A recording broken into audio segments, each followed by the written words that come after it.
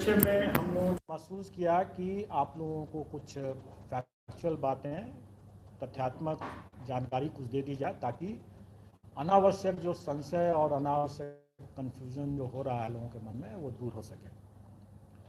पहली बात कि सारे मुद्दों पर डिस्कशन हो चुका है और ये कुछ मुद्दे ऐसे थे जिसका निर्णय विभाग को ही करना था और ये मुद्दे जो हैं वो तमाम इस दौरान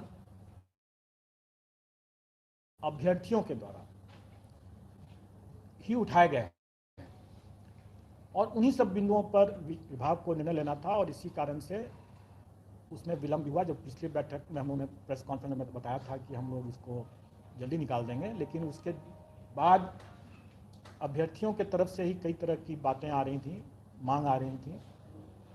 उसमें एक बहुत महत्वपूर्ण मांग ये था कि जो अपियरिंग कैंडिडेट्स हैं, खास करके प्रशिक्षण डीएलएड का जैसे है, उसके लोगों की मांग थी कि हमको भी मौका मिले। हर लोगों को अपने अलग अलग कारणों से लोगों की मांगें हो रही थी, तो इन सभी मांगों पर विभाग को ही विचार करके देना था और विभाग ने विचार भी किया है और उसके बाद उन सब बिंदुओं को आयोग को स्पष्ट भी किया गया है और उसके आलोक में आयोग ने अपना विज्ञापन का प्रारूप तैयार लिया है और अधिक से अधिक कल तक जो है ये हम लोग प्रेस में भेज देंगे। उसके बाद वो हो सकता है आज भी चला जाए, हो सकता है कल चला जाए, लेकिन ये इस महीने के अंत में तो आप निश्चित रूप से मान के चलें कि 1 जून का जब सुबह में आप लोग देखेंगे तो जरूर उस समय तक आप लोगों को जानकारी रहेगी। कुछ बातों का मैं खुलासा कर दूं कि जो परिवर्तन जो कुछ हुए हैं कुछ अभ्यर्थियों की मांग को देखते हुए, वो मैं कुछ चीज़ों की जानकारी दे देता हूं। एक की जो सिलेबस के संबंध में जो बार बार लोगों की चर्चा होती रही है कि सिलेबस का विस्तार किया जाए, तो सिलेबस का विस्तार करने की कोई आवश्यकता नहीं है। लेकिन एक चीज़ हम लोगों ने जरूर स्पष्ट आउट कर दिया है कि प्राथमिक विद्यालय के अध्यापकों के लिए विद्यालयों में जो पाठ्यक्रम है वो एनसीईआरटी के पाठ्यक्रम का जो है वही है, इसलिए वो उसी से गाइडेड होगा और वही है। अभ्यर्थी को सिलेबस विस्तार से अगर समझने की जरूरत है, बस उन्हीं को देख लेंगे तो उनके वो जिज्ञासा पूर्ण हो जाएगी। दूसरा जो लोगों की एक मांग रही है कि जो भाषा की का जो है उसमें 100 नंबर का है और उसके लिए 2 घंटे हैं और मुख्य पेपर जो है वो भी 2 घंटे का है, लेकिन उसमें 150 मार्क्स का है। तो इसमें मैं बता दूं कि भाषा का जो है वो पहले भी मैंने स्पष्ट किया कि क्वालिफाइंग नेचर का है, उससे आपको मेरिट नहीं बनेगा, मेधा सूची उसके प्राप्तांक के आधार पर नहीं बनेगा और इसलिए हम लोगों ने उसमें अधिक समय दिया है कि आप आराम से आप करें, उसमें घबराने की बात नहीं है। एक सिर्फ क्वालिफाइंग नेचर का है, लेकिन आप आराम से कर सकते हैं। लेकिन जो मुख्य पेपर है वो उसी पर मेधा आधारित होगा, प्रतियोगिता उसी पर है, तो उसमें हम लोग चाहेंगे कि जो अच्छे अभ्यर्थी हैं वो जल्दी बना पाएंगे और जो अच्छे नहीं हैं, उतने स्मार्ट नहीं है, वो थोड़ा उनको विलम्ब होगा। तो इसलिए हम लोगों ने ज़्यादा क्वेश्चन रखा है, लेकिन हम लोगों ने फिर आपस में विचार करके और अभ्यर्थियों की एक बड़ी मांग को ध्यान में रखते हुए हम लोगों ने पहले जो 150 क्वेश्चन रखा था उसको घटा करके 120 किया है मेन में। और पहले जैसे 100 और 50 का था कि 100 में उनका नॉलेज टेस्ट था और 50 में उनका इंटेलिजेंस का टेस्ट था, उसको हमने वह ब्रेकअप को हमने 80 और 40 के रखा है और ये सभी मुख्य परीक्षाओं के लिए है। मतलब 120 क्वेश्चन रहेगा, 80 और प्लस 40। और ये भी मैं स्पष्ट कर दूं कि एक पद के लिए एक ही मेन पेपर है। कई बार लोग ये कहते हैं कि इतना व्यापक सिलेबस है कैसे पढ़ेंगे, तो ऐसा नहीं है कि उनको सभी पढ़ना है, उनको तो सिर्फ एक ही पेपर की तैयारी करनी है। अगर एक पद के लिए तैयारी कर रहे हैं तो एक ही पेपर की तैयारी करनी है। Main paper. भाषा तो सबके लिए लागू है, वो तो क्वालिफाइंग नेचर का। तो इसलिए अगर वो दो पद के लिए तैयारी कर रहे हैं तो उनको 2 पेपर पढ़ना पड़ेगा, 2 पेपर के हिसाब से पढ़ना होगा। और ये भी है कि उनको जो अपना विषय उनका है, मतलब जिसमें वो स्टेट की परीक्षा पास किए हैं, उसी विषय से उनको देना है। और इसमें सिर्फ पहले मैंने स्पष्ट किया है कि सिर्फ कॉमर्स का ही एक ऐसा विषय है जिसमें कि अगर वो स्टेट किए हुए हैं तो उसमें उनको विकल्प है विषय का। उसमें 3 विकल्प है, अकाउंटेंसी है और एक बिजनेस स्टडी है या एंटरप्रेन्योरशिप है और एक और है, वो आपको सब विज्ञापन में सब मिल जाएगा उसमें। तो ये एक बातें हुई पाठ्यक्रम के बारे में। अब इसके आगे ये हमें बताना है कि अभ्यर्थियों की एक और मांग जो सरकार के समक्ष गई थी, आयोग को भी लोग दे देते हैं लेकिन एक्चुअली वो निर्णय सरकार को ही लेना है और सरकार ने संसूचित किया है और ये भी कल की बैठक में ही क्लियर हुआ है कि जो अपीयरिंग कैंडिडेट हैं उनको भी हम लोग मौका देंगे। और अपीयरिंग कैंडिडेट के लिए शैक्षणिक प्रशैक्षणिक अर्हता का कट ऑफ डेट जो होगा वो 31/8/2023 होगा। मैं फिर से इसको स्पष्ट कर दूं कि ये डेट है कि इस तारीख तक अगर उनकी परीक्षा हो गई है, जो अर्हता संबंधी परीक्षा अगर हो गई है तो वो आवेदन दे सकते हैं। उनका परीक्षा फल बाद में भी निकले तो कोई हर्ज नहीं है, उनको हम लोग भाग लेने का, इसमें आवेदन और प्रतियोगिता में भाग लेने का मौका दिया जाएगा। ये बिंदु लोग डिमांड करते रहे हैं और मैं समझता हूं कि अगर इस पॉइंट पर अगर किसी को अभी भी अगर कोई संशय है तो पूछ लेंगे। 31 अगस्त 2023 परीक्षा हो जानी चाहिए। यस, इस तारीख तक परीक्षा सिर्फ में उसको हो जानी है तो वो भाग ले सकते हैं। परीक्षा फल जब भी आएगा तब आएगा। ये वो छात्र होंगे जो टेट क्वालिफाइड किए होंगे ना सर? जो भी अर्हता संबंधी परीक्षा है, अगर वो उनका पेंडिंग है, या तो परीक्षा नहीं हुई है या परीक्षा फल उसको नहीं मिला है, तो दोनों ही स्थिति में वो भाग ले सकेंगे बशर्ते इस तारीख तक उनकी वो परीक्षा संपन्न हो जाए और उसमें वो भाग ले लें। सबके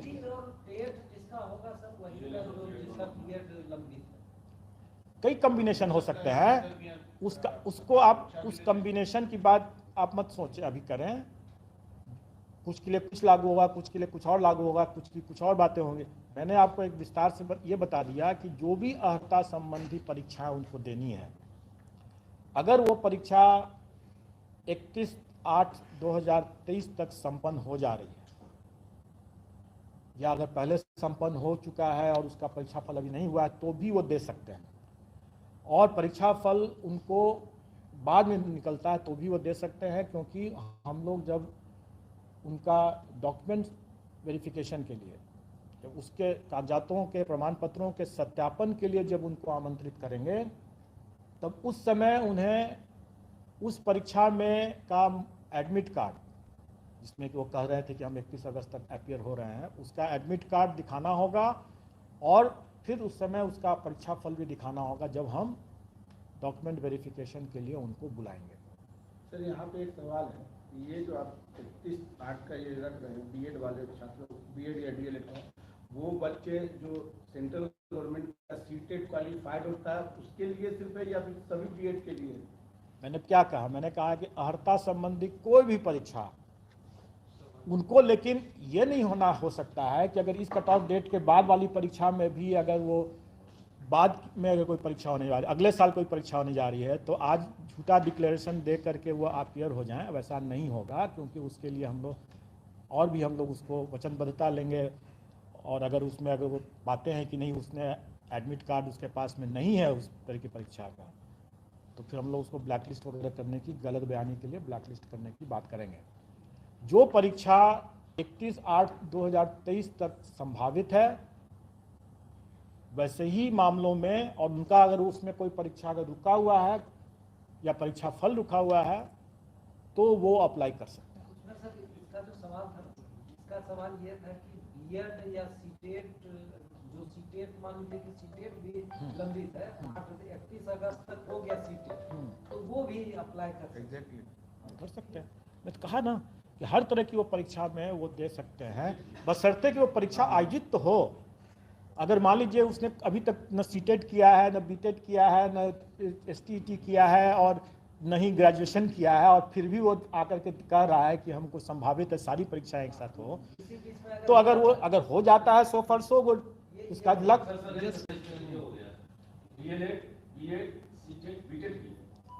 मैंने फिर से मैं बता रहा हूँ कि कोई भी परीक्षा अगर उसकी संभावित है तभी ना वो उसको उपयोग कर सकेगा, अगर संभावित ही नहीं है तो उसका उपयोग नहीं कर सकेगा।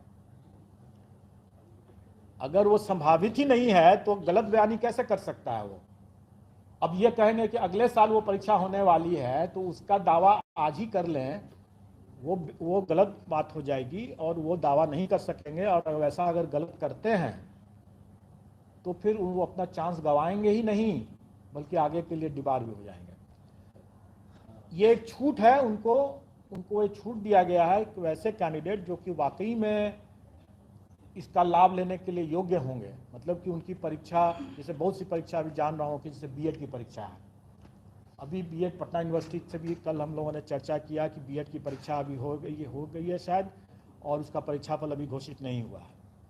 तो स्वाभाविक है कि ये परीक्षाफल बाद में घोषित अगर होता भी है, चाहे 15 दिन में हो, 1 महीना में, 2 महीना हो, जब भी हो, हम उनको मौका देंगे, क्योंकि परीक्षा हो गई है संपन्न। तो परीक्षाफल निकलने में अगर विलम्ब भी अगर होता है तो उसके लिए हम उसको दीवार नहीं करेंगे, उसके लिए हम वंचित नहीं करेंगे, हम उनको मौका देंगे। तो ये कट ऑफ डेट की बात हो गई। अब मेरा एक लोगों से ये अनुरोध है कि बहुत बार लोग गलत अटकलबाजी के आधार पर लोग जो समाचार डाल देते हैं उससे थोड़ा परहेज करें। और एक बड़ा एक मामला एक आ रहा है जिसमें लोग ये प्रचारित कर रहे हैं कि जब आयोग आज तक मात्र साल में या इतने वर्षों में कुछ ही हजार नियुक्तियां जब कर पाई हैं, तो यह आयोग 1,70,000 नियुक्ति करने में 5 वर्ष से 10 वर्ष और कुछ कितने वर्ष लगाएंगे लोग। अब मैं ये कहूँ कि अगर हम कंबाइंड सिविल सर्विसेज में करीब 6 लाख अभ्यर्थी भाग लेते हैं और फाइनली सिलेक्शन जो होता है वो 800, 900, कभी 300 इस तरह से होता है, तो क्या बाकी अभ्यर्थियों का हम मेरिट लिस्ट नहीं बनाते हैं? उनके कॉपीज का या ओएमआर शीट का हम इवैल्यूएशन नहीं करते हैं? हम तो करते ही हैं। हमको अगर 6 लाख लोगों का अगर परीक्षा देगा तो सभी 6 लाख लोगों का हमको ओएमआर शीट का इवैल्यूएशन तो करना ही है। अब वैकेंसी जितना रहेगा हम उतना पास ऑन कर देंगे। हम तो सभी 6 लाख का करते ही है ना, उसके लिए हम 5 साल तो नहीं लेते हैं। तो इस तरह का जो गलत बयानी जो लोग कर रहे हैं, लोगों को गुमराह कर रहे हैं। और अगर उसमें अगर आप लोग भी अगर वैसा साथ देते हैं तो आप लोग भी उसके हाथ की कठपुतली बनते हैं। तो आप समझ लें कि हास्यास्पद स्थिति है कि नहीं है। क्या वो, इससे तो यही पता चलता है कि ऐसे बोलने वाले लोग और ऐसे कुतर्क देने वाले लोग जो हैं वो पब्लिक को क्या समझते हैं, महाबेवकूफ समझते हैं। तो खैर ये उनकी सोच है। मैं आपको ये बता दूं कि इसमें आप लोग समझ चुके हैं, आप लोग हंस रहे हैं तो आप लोग समझ चुके हैं कि हम अगर 6 लाख लोगों की परीक्षा लेंगे तो हम सभी का नाम मार्किंग करेंगे, सभी का नाम मेरिट बनाएंगे। कितने सिलेक्शन हुए, 5 साल नहीं लेंगे हम। और जैसे मैंने पहले ही बताया था कि अगर हम कंबाइंड सिविल सर्विसेज का अगर 1.5 महीने में रिजल्ट निकालते हैं तो इसमें हमारी करीब 4 परीक्षाएं हैं, क्योंकि एक तीन तरह के पद हैं और एक क्वालिफाइंग नेचर का है। तो क्या हम 4 गुना समय लेंगे? नहीं, हम उसमें 2 से 3 महीने में हम लोग इसका रिजल्ट निकाल देंगे और निश्चित तौर पर इस कैलेंडर ईयर में हम रिजल्ट निकाल देंगे। अब रही बात कि आवेदन हम लोग इसको आमंत्रित करने का डेट थोड़ा आगे रखेंगे, क्योंकि इसमें कई इसमें रिलैक्सेशन की बातें, जैसे एज के लिए कट ऑफ डेट 1/8/2023 है और ये शिक्षक नियमावली से जो नियुक्ति नियमावली है उसी में है ये दिया हुआ। न्यूनतम और अधिकतम दोनों के लिए यही कट ऑफ डेट है, लेकिन इसके बाद इसमें अलग अलग श्रेणी के लिए अलग अलग मामलों में इसमें कट ऑफ डेट के बाद रिलैक्सेशन भी अलग अलग है। किसी में 10 साल है, किसी में 14 साल है, किसी में 11 साल है। भूतपूर्व सैनिक के लिए कुछ और है। तो इसमें कई ऐसे हैं जिसको लेकर के हमें अपने आवेदन, ऑनलाइन आवेदन, क्योंकि हम ऑनलाइन ही लेंगे, इसमें ऑनलाइन आवेदन को तैयार करने में हम लोग को समय लगेगा उसके लिए। लेकिन हम ये भी कह रहे हैं कि जो अभ्यर्थी इसमें आवेदन देंगे ऑनलाइन और जिनका परीक्षा फल निकला हुआ है और बाकी जो प्रमाण पत्र, जैसे उनको अपने आरक्षण संबंधित जो प्रमाण पत्र हैं, EWS संबंधी प्रमाण पत्र हैं, डोमिसाइल संबंधी प्रमाण पत्र हैं, उनको वो आवेदन के साथ अटैच करना अनिवार्य है। ये नहीं होगा कि हम बाद में दे देंगे, अभी हमारे पास नहीं है, अब डिक्लेयर कर देते हैं लोग, बाद में बोलते हैं कि हम ला रहे हैं, नहीं लाते हैं। इसमें हम लोग ये कर रहे हैं कि नहीं, आपको उसी के साथ ही देना है। अगर आपके पास में नहीं है तो आपको 15 दिन का टाइम रहेगा, आप बना लीजिए, आप बनवा लीजिए इस।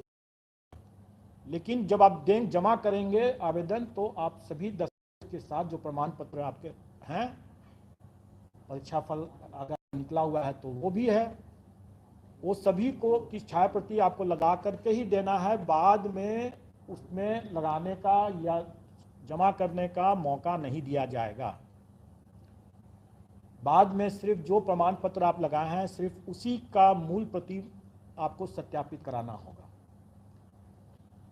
हम लोग प्राय देखते हैं कि EWS के मामले में खास करके, या क्रीमी लेयर का सर्टिफिकेट लेकर के जो आते हैं, पहले डिक्लेयर कर देते हैं, या फ्रीडम फाइटर का जैसे लेकर के आते हैं, डिक्लेयर कर देते हैं और बाद में बोलते हैं कि नहीं मिला, हमको सर्टिफिकेट नहीं मिला, और बाद में अपना दावा को विड्रॉ करते हैं। तो ऐसी बात की गुंजाइश नहीं होगी। अगर आपके पास में सर्टिफिकेट नहीं है तो काइंडली आप न वैसी दावा करें। और अगर आपका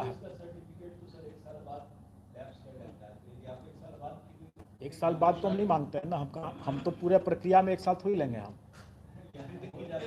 अभी हम इसकी बात करें, 1 साल का हम समय नहीं लेने वाले हैं। आपका आवेदन के समय में आपके पास में जो भी सर्टिफिकेट होगा, आपके पास में जो भी सर्टिफिकेट होगा, आप तभी आप अप्लाई करें। जो आप दावा कर रहे हैं उसका सर्टिफिकेट आपके पास में होना चाहिए।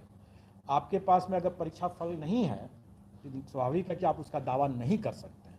तब आपको आपके पास संभावित जो परीक्षा होने वाली है, या आप ये घोषणा आपको देना होगा कि अगर आपने परीक्षा दे दिया है और आपके पास में सर्टिफिकेट अभी नहीं मिला है, प्रमाण पत्र, तो आपको ये अंडरटेकिंग देना होगा कि आपने परीक्षा दे दिया है या परीक्षा होने वाली है और आप उसमें देने वाले हैं, और आप समय पर आप जब मांगा जाएगा तो सत्यापन के समय में आप मूल दस्तावेज दे पाएंगे, अन्यथा आपकी पात्रता नहीं मानी जाएगी, स्वीकार नहीं की जाएगी।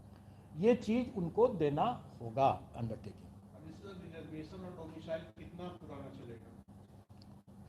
देखिए, रिजर्वेशन की बात जो है, आरक्षण तो अगर EWS का जैसे उन्होंने कह ही दिया कि 1 साल का है, लेकिन अगर दूसरे जो वर्टिकल रिजर्वेशन जिसके कहते हैं, जाति आधारित जो आरक्षण है, उसमें मैं समझता हूँ कि डेट का तो कोई है या NCLC जो क्रीमी लेयर का अलग रहेगा, जो क्रीमी लेयर रहता है वो करंट होना चाहिए। आ रहा है उसमें रहता है तो जिस ईयर में आप अप्लाई कर रहे हैं उसका तो होना ही चाहिए। ये दोनों चीज़ें हैं, लेकिन मान लीजिए अगर रिजर्व कैटेगरी में SC ST के हैं तो SC के लिए कोई बार नहीं है। SC के लिए एक बार है कि उसके साथ रेसिडेंशियल जरूरी है। EWS वाले में सर जैसे वो देंगे तो 2023-24 का देंगे ना, 22-23 का देंगे, 22-23 का देंगे। ओबीसी का क्या होगा सर? उसका करंट होना चाहिए। करंट होना चाहिए, और इसके लिए हम लोग मौका दे रहे हैं, और इसलिए हम कह रहे हैं कि आपको विज्ञापन निकाल रहे हैं, विज्ञापन में आप पढ़ लें सब लोग अपना, और जिनको जो जो प्रमाण पत्र नहीं है उनके पास में, तो ये इस दरमियान वो इकट्ठा कर लें अपना, और इसीलिए हम उन लोगों को टाइम भी दे रहे हैं, और इस बीच में मेरा ऑनलाइन सिस्टम भी तैयार हो जाएगा, तो वो हम बताएंगे आपको। हम मान के चलते हैं कि हम लोग करीब 2 सप्ताह का टाइम उनको दे सकते हैं, और भी उसके बाद आवेदन जमा करने में भी उसको कुछ टाइम मिलेगा, तो 2 से 3 सप्ताह का हम लोग आवेदन जमा करने का भी समय देंगे। कहने का मतलब है उसकी व्यवस्था भी कर लें, ताकि जब वो अप्लाई करें तो उनके पास में सभी डॉक्यूमेंट रहे उस समय, बाद में दौड़ धूप करने की जरूरत न पड़े उनको, बाद में वो कठिनाई न हो। अब रही बात कि ये नेगेटिव मार्किंग की जो बात आपने जो किया, एक मिनट इसमें सब पर कंफर्म होना चाह रहे हैं कि 1 जून तक अधिसूचना जारी कर देंगे। हाँ उसके पहले ही हो जाएगा। और रजिस्ट्रेशन जो है इसके 2 सप्ताह के बाद 15 जून हम ऑनलाइन देखिए रजिस्ट्रेशन और आवेदन हम लोग पहले जो अलग अलग तिथि पर करते थे वो हम लोग अलग अलग तिथि पर नहीं करेंगे, एक ही साथ करेंगे। तो ये 15 जून हाँ उसके आसपास। तब तक लोग भी अपनी तैयारी कर लें, हम भी अपनी तैयारी करेंगे, और अभ्यर्थी भी अपनी तैयारी कर लें, आप प्रमाण पत्र सब इकट्ठा कर लें। अब रही बात कि एक और पॉइंट है आरक्षण से ही संबंधित, कि नियमावली में ही दिया हुआ है कि महिलाओं के लिए जो प्राथमिक विद्यालय के मामले में प्राइमरी स्कूल में वो 50% आरक्षण है महिलाओं के लिए, और उसका वैसे भी पूरा जो ब्रेकअप है, जो पद की जो रिक्ति के रोस्टर वाइज मतलब आरक्षण कोटिवार, वो भी हम लोग वेबसाइट पर डाल देंगे, और उसमें लोग देख सकते हैं कि किस विषय में किस किस कैटेगरी आरक्षण कोटिवार सब देख सकेंगे। उसमें कुछ जो छूट, जितनी तरह की छूट है वो विज्ञापन में आप पढ़ लेंगे, जैसे विषय के हिसाब से भी, जैसे कंप्यूटर के मामले में भी लोगों की जिज्ञासा थी, और कितना प्राप्तांक क्या है, वो सारा डिटेल्स जो है वो आपको विज्ञापन में मिल जाएगा। आपको उसमें जितना भी डिटेल्स है उसमें इतने ढेर सारे, अगर मैं उसी की परीक्षा ले लूँ अगर, तो शायद उसमें भी हम लोग भी फेल कर जाएंगे, क्योंकि इतने ढेर सारे उसमें हैं पॉइंट्स, और यही कारण था कि थोड़ा टाइम भी लग रहा था। स्वाभाविक है, इतने ढेर सारे कंडीशंस हैं और इतने वैरायटी इतने ज़्यादा हैं कि ये इसको समझना, एक बार में समझना और एक बार में समझ करके उसको लिखना, उतारना कंडीशंस को, और उसके हिसाब से सॉफ्टवेयर को ही बनाना है मुश्किल बात, लेकिन समय लगा, देर आए दुरुस्त आए वाली बात है, तो अभी हम लोग तैयार हैं इसमें। अब रही बात कि ये कट ऑफ, इसलिए ये आपने कहा नेगेटिव मार्किंग के लिए, इस पर भी लोगों ने बहुत चर्चा किया कि मतांतर है, मतांतर है। ऐसा कोई मतांतर नहीं है, किसी भी बिंदु पर कोई मतांतर नहीं है, और सबकी सहमति से और अपने अपने क्षेत्राधिकार से, जिसको जो क्षेत्राधिकार है, विभाग का, आयोग का जो क्षेत्राधिकार है, उसके उन सीमाओं में रहते हुए और आपस में विचार विमर्श के बाद ही कोई निर्णय लिया जाता है। तो इसमें नेगेटिव मार्किंग रहेगा, मेन पेपर में नेगेटिव मार्किंग रहेगा। और कोई उसके बारे में जब हम भी जब क्लियर हो जाएंगे तो आपको बता देंगे, राइट। क्योंकि कुछ बातें ऐसी हैं जो कि समय आने पर जरूर बता दिया जाएगा, और कैंडिडेट्स को हम लोग एग्जामिनेशन देने के पहले उनको जरूर बता देंगे, लेकिन उससे आप स्वयं सोचें कि उससे क्या हमारे परीक्षा की तैयारी में कोई अंतर आएगा क्या? हम 4 लें ऑप्शन दें, 5 ऑप्शन दें, उससे क्या फ़र्क पड़ता है? परीक्षा की तैयारी तो आदमी को ईमानदारी से अपना करते ही रहना है ना। और नेगेटिव मार्किंग है तो मैं समझता हूँ कि थोड़ी सी सीरियसनेस तो ऐसे ही आ जाएगा।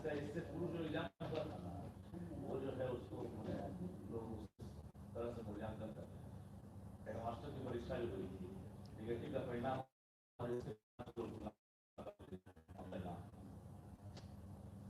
आम को अमरूद के साथ मत तुलना करें। आप हेडमास्टर जो थे वो क्या सरकारी शिक्षक थे या नहीं थे? उसके जो अभ्यर्थी थे वो सरकारी शिक्षक थे कि नहीं थे? और वर्तमान के जो इस मामले में जो अभ्यर्थी हैं वो सरकारी हैं कि नहीं हैं? तो आम और अमरूद को आप कैसे आप बराबर करके चलते हैं? अब जिसको भी आप आम समझिए, जिसको भी अमरूद समझिए, लेकिन आप अपनी विवेक से अपना इस्तेमाल कर सकते हैं। उसकी तुलना और उसमें अभ्यर्थियों के तैयारी की तुलना इससे मत करें। ये भिन्न परीक्षा है, वो भिन्न परीक्षा थी, उसके भिन्न अभ्यर्थी थे, उनका बैकग्राउंड डिफरेंट था, उनका स्टेटस डिफरेंट था, इनका स्टेटस डिफरेंट है, इनका बैकग्राउंड डिफरेंट है। ठीक है? इसमें सर तो दोनों तो एक ही साथ जैसे नियोजित शिक्षक हैं और जो लेकिन सरकारी कोई नहीं है अभी। सर एक प्रश्न सर, केवल सर बिहार के लोगों के लिए ही है? यस। तो सर जो नियोजित में सर दूसरे राज्य के हैं उनका क्या होगा, वो परीक्षा में बैठ सकते हैं? ये नियमावली में आपको सरकार से ही पूछना चाहिए, क्योंकि नियमावली के बारे में कोई भी बातें जो हैं कि उनका क्या होगा, नहीं होगा, क्या नहीं होगा, इसके बारे में हमारा अधिकार क्षेत्र नहीं है बताने के लिए। हम सिर्फ नहीं कह सकते हैं कि नियमावली में जो प्रावधान दिया हुआ है उसमें भारत का नागरिक और बिहार का स्थायी निवासी होना चाहिए, वही परीक्षा में सम्मिलित हो सकता है।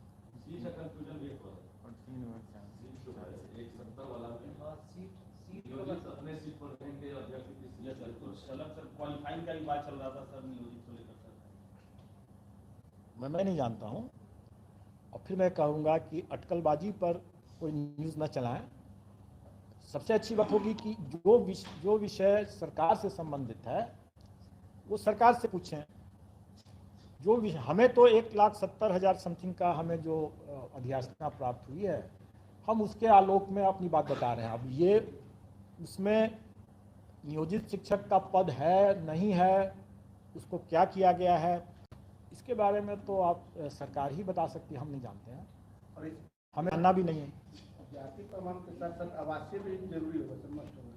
स्वाभाविक है, अगर हमें स्थायी निवासी लेना है बिहार का, तो हमको उसका आवासीय जो है प्रमाण पत्र की आवश्यकता पड़ती ही है और पड़ेगी। अब जैसे कोई व्यक्ति रेंट में रहता है तो उसका जो अगर ये यहाँ बनेगा वो तो अस्थायी बनता है। हमें स्थायी निवासी चाहिए। तो बन जाता है स्थायी निवासी का। पिछली जो परीक्षाएं हुई है उसमें बिहार राज्य की जो महिला उम्मीदवार है उनको कुछ खास पात्रता परीक्षा उसमें परसेंटेज का छूट दिया जाएगा जनरल में, उसको कैरी करेंगे या? देखिए, मैंने आपको क्या कहा कि इतने ढेर सारे उसमें छूट के कंडीशंस हैं। एज में है, जो अपनी जो प्राप्तांक है उनकी परीक्षाओं में उसमें है, सबके लिए अलग अलग है, और उसमें फिर छूट भी है। इस पूरे चीज़ों को एक बारगी अगर आपसे पूछा जाए तो कोई नहीं बता सकेगा। बेहतर होगा कि विज्ञापन में हम लोग उन सारे पॉइंट्स को डाल रहे हैं, उसको आप पढ़ें और समझें, और उसके हिसाब से फिर अपना निर्णय लें कि क्या है क्या नहीं। एक और एग्जाम की तारीख जो आपने टेंटेटिव बताया उसमें कोई फेरबदल परिवर्तन? अभी टेंटेटिव है। टेंटेटिव वर्ड का मतलब क्या होता है? अनुमानित है, संभावित है, अभी अस्थायी रूप से वो तय किया हुआ है।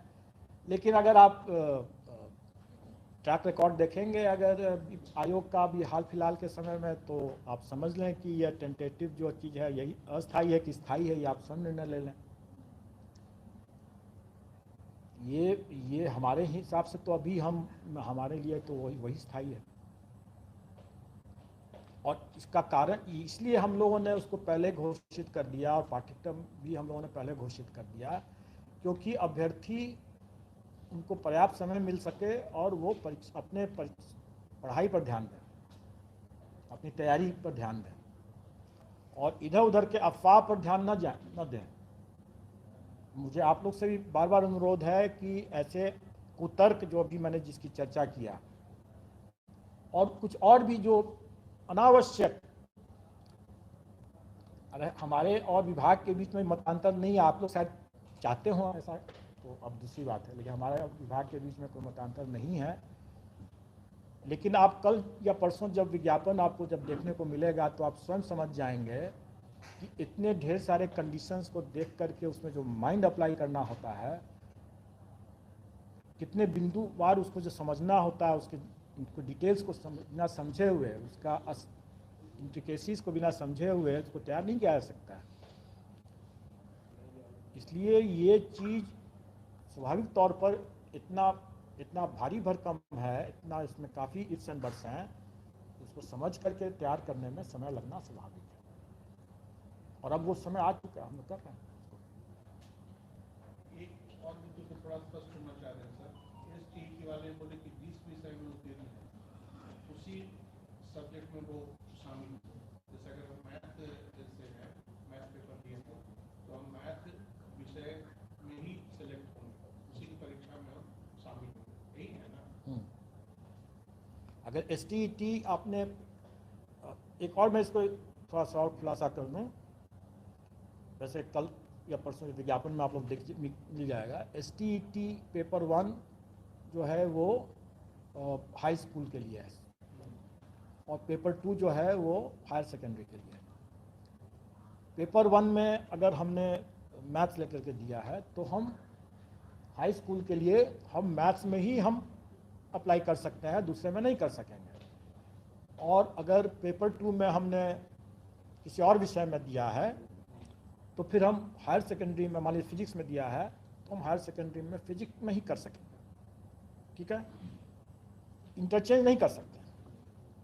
तो उसकी पात्रता आपकी है, स्टेट 1 आपने जैसे पेपर 1 क्लियर कर रखा है तो आप योग्य हो गए, लेकिन उसी विषय जिसमें आपने क्लियर किया, दूसरे में आप नहीं अप्लाई कर सकते। एक और सवाल आपने इशारों में उनका नाम नहीं लिया, लेकिन इशारा वही था कि इतनी बड़ी संख्या में परीक्षार्थियों की परीक्षा कैसे लेंगे, तो उन्होंने सवाल आकर इस तरह का बयान दिया।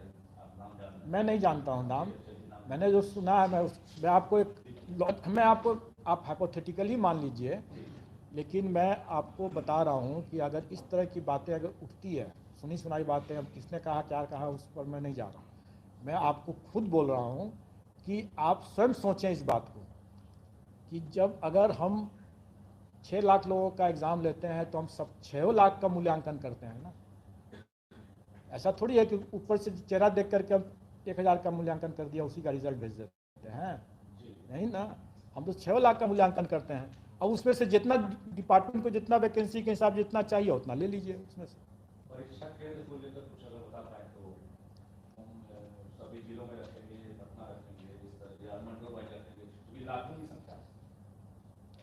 देखिए अभी तक हम लोगों ने जो परीक्षा यहाँ कराया है, मतलब इस कमीशन में, तो हम लोगों ने पाया है कि एक शिफ्ट में कराने के लिए हम 6 लाख तक हम लोग करीब जा पाते हैं। 6 लाख से ज़्यादा जाने वाली स्थिति जब उत्पन्न हो रही थी तो उसमें हम लोगों को 2 शिफ्ट में करने की आवश्यकता हो रही थी। ये तो हम सभी लोगों का मतलब एक ऐसा मतलब चांस की बात थी कि हम लोगों को उस समय 6 लाख का मिल गया, उतना सीट्स, एकोमोडेशन, सेंटर्स हम लोग एक शिफ्ट में कर पाए, अन्यथा हम लोग चाह करके भी एक शिफ्ट में नहीं कर पाते। तो अब हम लोग की जो क्षमता ही अगर 6 लाख के आसपास की है और अगर अभ्यर्थियों की संख्या अगर 6 लाख से ज़्यादा हो जाएगा तो हम लोग को 2 शिफ्ट में करने की मजबूरी होगी और हम लोग तब 2 शिफ्ट में करेंगे और इसका प्रावधान हम लोगों ने रखा है।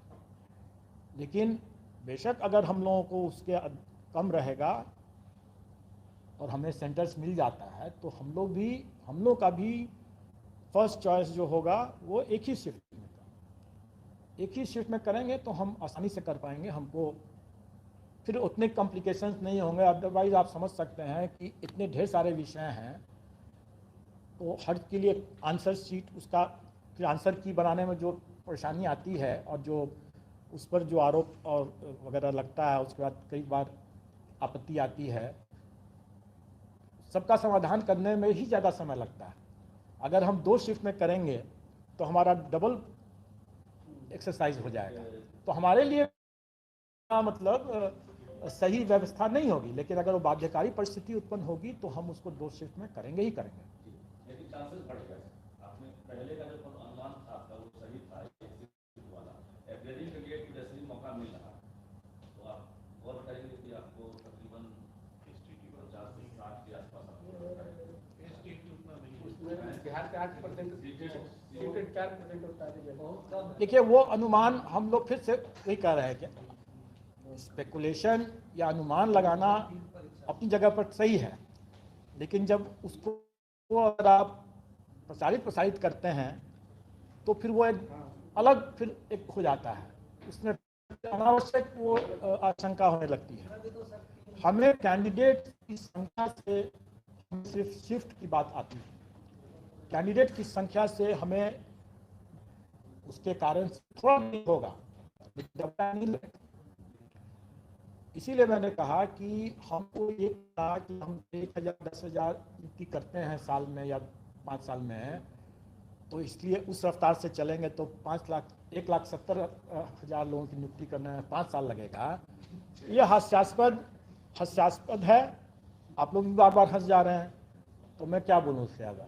सर, नियोजित शिक्षक को सर गाइड करेगा सर, मानिए तो उनका एक पेपर होगा, दूसरा पेपर नहीं होगा।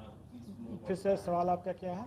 सर, जो नियोजित शिक्षक में भाग लेंगे परीक्षा में सर, तो वो लोग भी सर गाइडिंग में रहे हो सकते हैं क्या? परीक्षा सर दूसरा पेपर उनका है, एक पेपर ही दे रहे हैं परीक्षक, इस बार तो वो भी सर अभ्यर्थी ही मतलब आप नहीं इन्विजिलेशन भी करेंगे और नहीं सर ऐसा नहीं होगा। वो निराधार है, उसको ऐसे ही मतलब स्वाभाविक बात है कि हम कैंडिडेट्स को इससे ही इन्विजिलेशन कराएं, ऐसा भाई भतीजावाद हम लोग को नहीं करना है। नहीं सर, जैसे एक पेपर के लिए मानिए सर वो हायर सेकेंडरी के दे रहे हैं, तो फिर मिडिल स्कूल का जो है उस पेपर में वो गाड़ी में रहेंगे, मानिए वो नहीं एग्जाम। पहली बात कि हम लोग ये समझ रहे हैं कि जो प्राइमरी स्कूल में जो अभ्यर्थी जो देंगे उसमें से कई अभ्यर्थी भी होंगे, क्योंकि नौकरी चाहिए लोगों को, तो कई जो बेरोजगार हैं तो वो सभी में देना करेंगे, अगर योग्य हैं तो सभी में और दे भी सकते हैं, उनको छूट है। और इसी कारण से हम लोग अलग अलग तिथि पर कर रहे हैं। स्वाभाविक है कि कैंडिडेट्स को हम इन्विजिलेशन के लिए तो बिल्कुल नहीं लगाएंगे, कभी भी नहीं ऐसा हो सकता है। मतलब ये क्लियर हो गया, बिहार के नियोजित टीचर शिक्षक और परीक्षक जो अभ्यर्थी होंगे, अभ्यर्थी कैटेगरी के लिए आ सकते हैं, वो कभी भी वो शिक्षक नहीं बनेंगे। और इस पर भी मंथन हो चुका है। अब सब चीज़ का खुलासा मैं नहीं कर सकता हूँ, लेकिन मंथन इस पर हो चुका है और हम लोग की इतनी क्षमता है कि हम लोग, और ये क्षमता भी हमें फिर से शिक्षा विभाग से ही मिलेगा या दूसरे विभाग से मिलेगा। कॉलेजेस भी तो हैं शिक्षा विभाग के अधीन में, हमारे कई पंचायत के, ग्रामीण विभाग के कई अन्य विभाग हैं जिनका प्रेजेंस और लार्ज नंबर में है लोग, उसमें ऑफिसर्स हैं, लोग हैं, स्टाफ हैं। उसमें हमें उन लोगों को रोपिन करना है, और चूंकि सरकार का ही काम है ये और सरकार का सहयोग और निर्देश रहेगा ही, तो सेंटर्स भी और जिला पदाधिकारीगण से भी ये अनुरोध भी रहेगा और अपेक्षा भी है ये, और उनका कर्तव्य भी है कि इसमें सहयोग करें और उपलब्ध कराएं, और सेंटर्स भी उपलब्ध कराएं, शिक्षक भी उपलब्ध कराएं जो न्यूट्रल शिक्षक हों। कभी भी कैंडिडेट और शिक्षक वही नहीं होगा। और कुछ सर अपीयरिंग सर दे रहे हैं, इसमें होगा सर जीपीएस में भी, सर सिविल सेवा में भी अपीयरिंग पर विचार हो सकता है क्या सर? देखिए, आपने अच्छा किया ये प्रश्न पूछ लिया, लेकिन इसका जवाब हम भी खोज रहे हैं। और जैसे मैंने कहा कि हर परीक्षा से हम लोग कुछ सीख लेते हैं, कुछ सबक लेते हैं, और उसके लिए कुछ स्टैंडर्ड्स बनता है, उसका उपयोग अन्य परीक्षाओं में भी करते हैं। शिक्षक परीक्षा में भी हम लोग करेंगे, जो पहले से अनुभव लिए हैं, जो स्टैंडर्ड्स बनाए हैं उसका उपयोग करेंगे। और इसमें जो हम लोग सीख ले रहे हैं, खास करके ये कट ऑफ डेट, और 2 तरह के कट ऑफ डेट हुए इस परीक्षा में। एक कट ऑफ डेट एज से रिलेटेड, जो कि 1/8/2023 हुआ, जो नियमावली के हिसाब से जो परीक्षा का वर्ष है या नियुक्ति का वर्ष है, अधियाचना का वर्ष है, उसका 1 अगस्त होगा एज के लिए कट ऑफ, ये नियमावली में दिया हुआ है। तो ये अच्छा एक प्रावधान है, इसमें एक स्थायित्व आता है कि भाई हर कैंडिडेट को हर बार समझ में रहेगा कि मेरा ये कट ऑफ डेट ये है, तो हर साल अगर परीक्षा हो रही है तो लोगों को क्लियर पहले से रहेगा। ये एक अच्छा प्रावधान है, उनको हम सोचेंगे कि क्या हम अन्य परीक्षाओं में भी, आयोग की अन्य परीक्षाओं में भी इसको शामिल कर सकें, यही प्रावधान लागू कर सकें कि नहीं कर सकें, इस पर हम लोग सोचेंगे, और जब निर्णय होगा तो फिर संसूचित भी करेंगे। उसी तरीके से इस बार हम लोगों ने जो जिनका परीक्षा फल नहीं निकला है, अपीयरिंग कैंडिडेट्स की बात जो हो रही है, अपीयरिंग कैंडिडेट्स के लिए हम लोगों ने कट ऑफ डेट 31/8/2023 रखा है। तो ये हम लोगों के लिए भी पहला अनुभव होगा, इसमें हम लोग लागू किया, और ये अभ्यर्थियों की मांग पर ही हम लोगों ने लागू किया है। और इसको भी अगर हम आयोग की अन्य परीक्षाओं में लागू करेंगे, नहीं करेंगे, या करेंगे तो किस तरह की यही डेट रखेंगे कि कोई दूसरा डेट रखेंगे, ये हम लोग देखेंगे। दूसरे आयोगों का भी हम लोग प्रावधान को देखेंगे, यूपीएससी के भी प्रावधान को देखेंगे, और फिर उसके हिसाब से हम लोग इस पर विचार करेंगे। लेकिन इस पर मनन चिंतन करके हम लोग कुछ निर्णय करेंगे, क्या करेंगे वो अभी बताना थोड़ा प्रीमैच्योर होगा। ठीक है,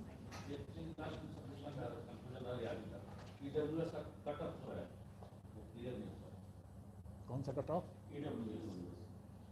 किस चीज़ का कट ऑफ? आरक्षण से संबंधित?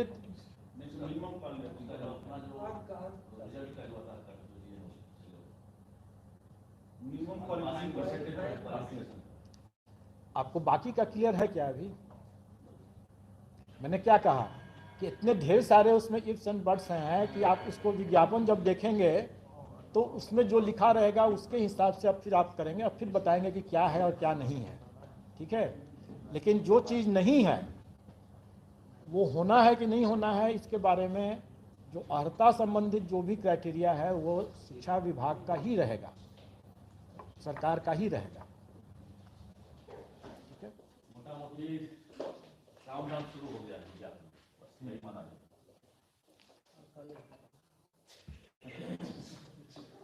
मोटा मोटी यह है कि आप लोग कृपा करके अफवाह नहीं में फैलाने में शामिल न हो। ठीक है, क्योंकि कल की बैठक बेनतीजा नहीं थी, कल की बैठक का ही सारा नतीजा तो आज है। ये बेनतीजा चलाने वाला जो ज्यादा सवाल पूछ रहा है क्या सर? आप लोग देखिए, बहुत बहुत धन्यवाद।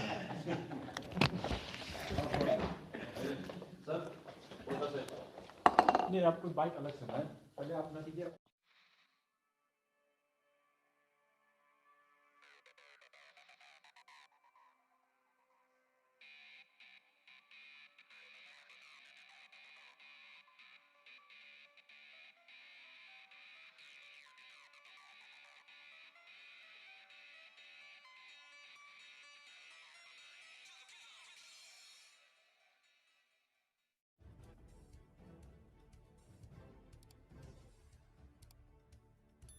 सब्सक्राइब कीजिए हिंदी क्लब को, दबाइए इस बेल आइकॉन को ताकि हमारा वीडियो आपको मिले सबसे पहले। शेयर करें अपने दोस्तों के साथ ताकि वो भी इसका लाभ उठा सके। ये सब बिल्कुल फ्री है।